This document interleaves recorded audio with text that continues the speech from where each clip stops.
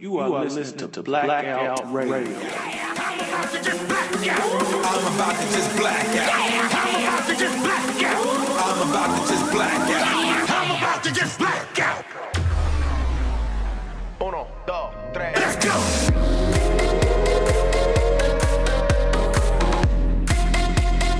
I'm about to just black out.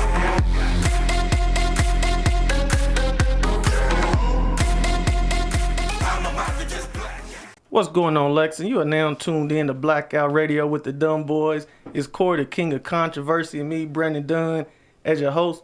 Today we're going to be talking about countering the conspiracy to destroy young black boys, which is also a book authored by Jawanza Kinjinfu. Jawanza cites public schools as being the most flagrant institution which contributes to the destruction of African American boys, which can clearly be observed during the fourth grade when many African American boys' intellect and grades begin to drop. Today we have Dr. Shambra Mulder joining us.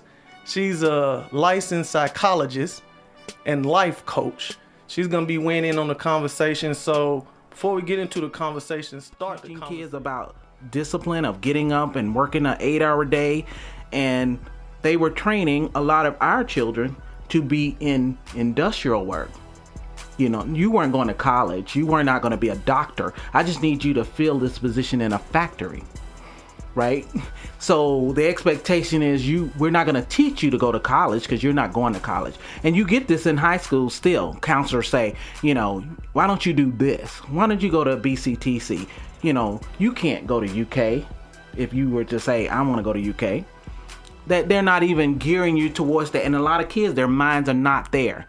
And we don't understand the importance of education and the importance of, you know, we say education is a liberator. And what we mean by that, when I'm educated, I can get a better job, move to a better city or a better part of town.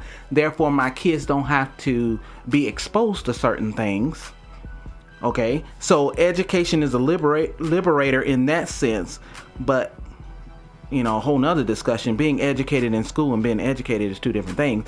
But let's just say you were educated in school and you walk and talk a certain way, you have a better chance of getting the good old job that's going to get you a certain money. You know, as Brandon said, he's changing his look.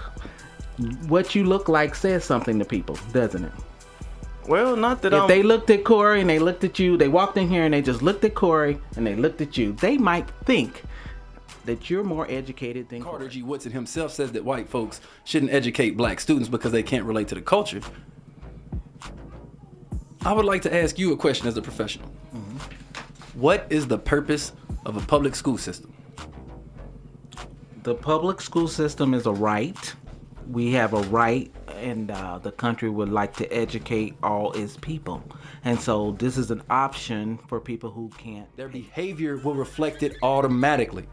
If you teach these young black children they are much more than descendants of slaves, they are the descendants of kings and queens, they will behave accordingly.